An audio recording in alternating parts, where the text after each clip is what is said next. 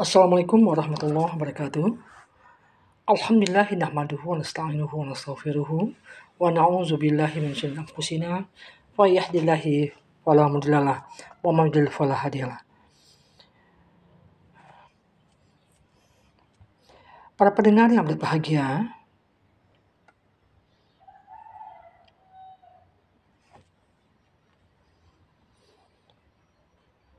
pada saat ini kita coba membahas tentang akhlak berbuat baik. Seorang muslim tidak memandang berbuat baik atau ihsan itu sebagai sekedar akhlak utama yang menghiasi tingkah lakunya saja. Akan tetapi, dia memandangnya sebagai bagian dari akidahnya dan merupakan bagian besar keislamannya. Karena agama Islam dibangun di atas 3 pondasi, yaitu iman, Islam, dan ihsan. Sebagaimana telah disebutkan dalam keterangan Rasulullah SAW, sesungguhnya Allah telah memerintahkan berbuat baik atau berbuat ihsan.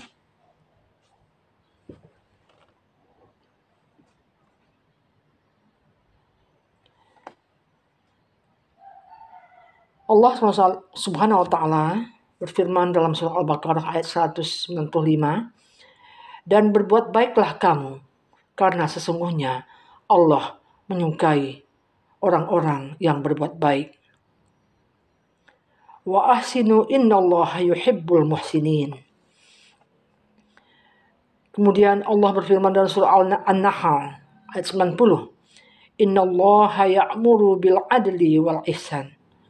Sesungguhnya Allah menyuruh kamu berlaku adil dan berbuat kebajikan.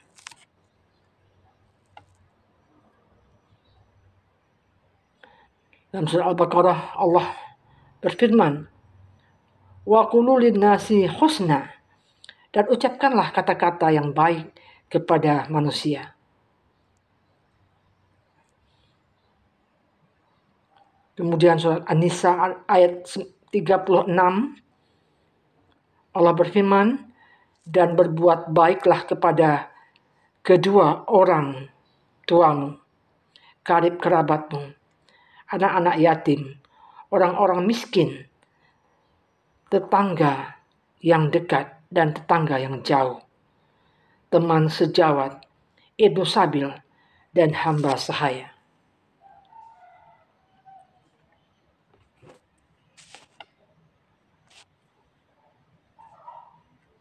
Para pendengar, berbuat ihsan di dalam beribadah adalah menunaikan ibadah apapun macamnya, termasuk sholat, puasa, haji, maupun yang lainnya, dengan cara yang sebaik-baiknya, yaitu dengan benar,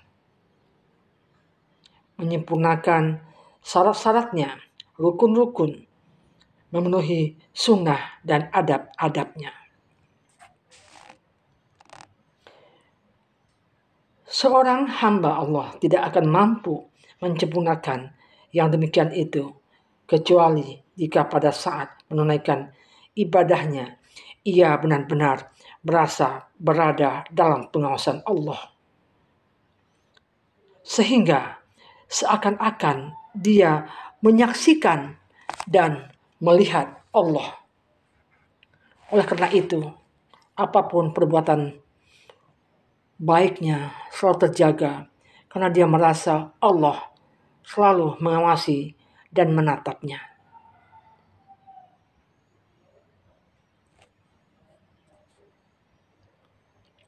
Maka dengan ini dimungkinkan dia mampu melaksanakan ibadahnya dengan sebaik-baiknya, dapat menyempurnakan serta melaksanakan sesuai dengan cara yang diperintahkan dan merupakan bentuk ibadah yang sempurna. Hal ini telah ditunjukkan Rasulullah Muhammad SAW Ia mengatakan, ihsan adalah kamu beribadah kepada Allah seakan-akan kamu melihatnya. Jika kamu tidak dapat melihatnya, maka sesungguhnya Dia melihatmu. Para pendengar, ihsan dalam pergaulan adalah berbuat baik kepada kedua orang tua misalnya, yaitu dengan mentaati keduanya, menyampaikan segala kebaikan kepada keduanya, tidak menyakiti hati keduanya, mendoakan dan memohonkan ampun untuk keduanya, menunaikan janji kepada keduanya, dan memuliakan teman-teman keduanya bila mereka sudah tiada. Kemudian ihsan kepada sanak kerabat adalah berbuat baik dan menyayangi mereka, memperhatikan dan bersimpati pada mereka, membantu apa yang kita bisa, menjauhi hal-hal yang mengganggu mereka berupa kata-kata atau perbuatan yang buruk. Kemudian ihsan kepada anak-anak yatim adalah menjaga harta mereka, melindungi hak-hak mereka, mendidik mereka, membina, dan membahagiakan mereka. Jangan sampai menyakiti atau membentak mereka. Bersihlah wajah di hadapan mereka, serta mengusap-usap kepala mereka. Itu adalah merupakan perbuatan yang baik. Kemudian ihsan kepada orang miskin adalah dengan menghilangkan kelaparannya dan menutupi auratnya apabila mereka tidak mempunyai pakaian ganti. Andaikan kita mempunyai rezeki yang berlebih, berbagilah pada mereka dengan salah satunya membeli pakaian yang layak untuk mereka. Kemudian dengan gemar menganjurkan untuk memberi makan kepada mereka, tidak meremehkan mereka sehingga mereka tidak merasa hina, tidak dizolimi atau diperlakukan tidak senonoh. Kemudian ihsan kepada Ibnu Sabil adalah dengan memenuhi kebutuhannya, membantu kesulitannya yang semampu daya kita, menjaga hartanya dan kemuliaannya, membimbingnya bila membutuhkan, dan menunjukkan arah jalan bila mereka tersesat. Kemudian ihsan kepada pembantu rumah tangga adalah dengan memberikan upahnya sebelum keringatnya kering. Tidak memerintahkan hal-hal yang tidak perlu atau membebaninya di luar kemampuannya. Menjaga kehormatannya, memuliakan kepribadiannya. Jika ia pembantu rumah tangga, maka dengan memberinya makan sebagaimana kepada keluarga kita sendiri.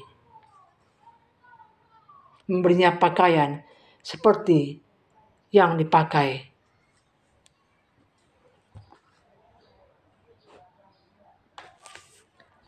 Kemudian ihsan kepada segenap manusia adalah dengan berlemah lembut kepada mereka.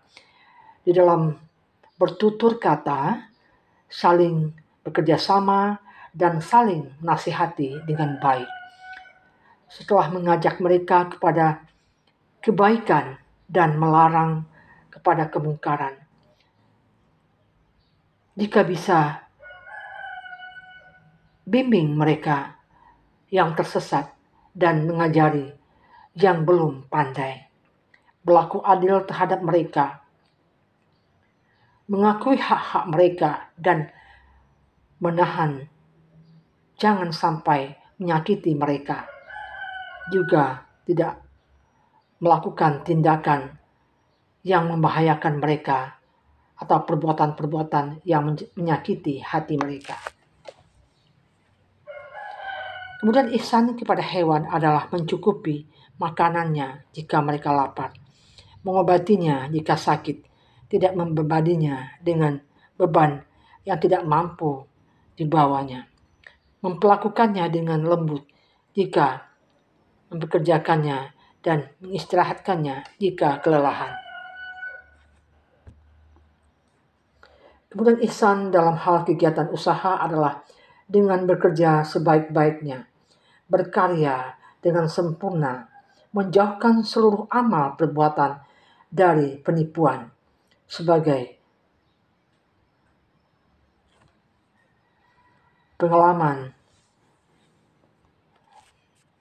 Rasulullah SAW bersabda dalam hadis Sahih Muslim nomor 101, Man ghassana falaysa minna. Barang siapa yang menipu kami, maka ia bukan termasuk golongan kami. Para pendengar, ada salah satu contoh generasi pendahulu sedang marah kepada budaknya dengan sangat marah, sehingga hendak menyiksanya. Namun budak itu berkata, wal kazimi nal ghaiza. Orang beriman adalah yang menahan marah. Surah Al-Imran ayat 134.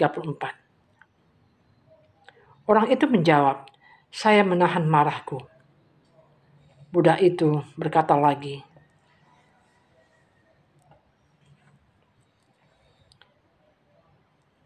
Wallahu yuhibbul muhsinin. Sesungguhnya Allah mencintai orang-orang yang berbuat baik. Al-Imran ayat 134. Dan dari surat Al-Imran ayat 134 tadi juga dikatakan wal'afina anin nas, dan yang suka memaafkan kesalahan manusia. Kemudian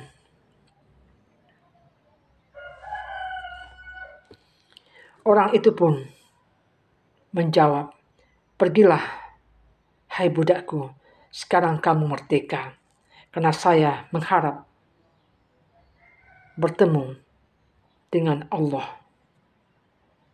Dengan perlakuan ini jelas bagi kita bahwa ihsan yang kita lakukan hendaknya dengan moto kita mengharapkan ridha Allah, mengharapkan kasih sayang Allah. Kita berbuat baik agar Allah sayang dan kasih kepada kita.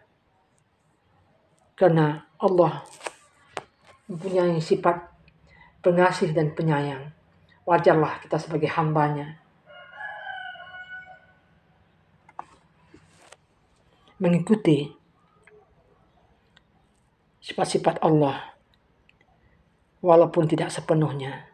Semoga kita selalu berbuat ihsan, karena berbuat baik adalah merupakan dapat membuahkan kesejukan bagi hati kita, bagi jiwa kita yang gersang. Demikianlah, billahi taufiq wal hidayah. Assalamualaikum warahmatullahi wabarakatuh.